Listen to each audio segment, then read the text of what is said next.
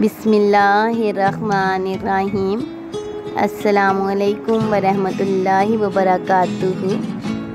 हज़रत इब्राहीम अलैहिस्सलाम की दुआ। रब्बिज्जअलनी मुक़ीमस्सलाति व मिन ज़ुर्रिय्यती रब्बना वतक़ब्बल दुआ।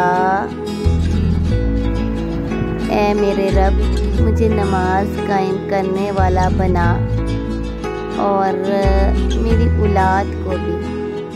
ए हमारे रब, और तू मेरी दुआ कबूल फरमा। आमीन। रब्बा नग़फ़िरली वलिदैया वलिल मोमिनीना यौमा यक़ूमुल हिसाब।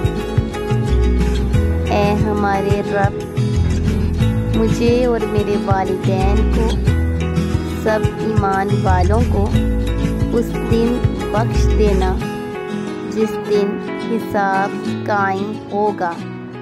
आमीन। ये हज़रत इब्राहीम अलैहिस्सलाम की दुआ है।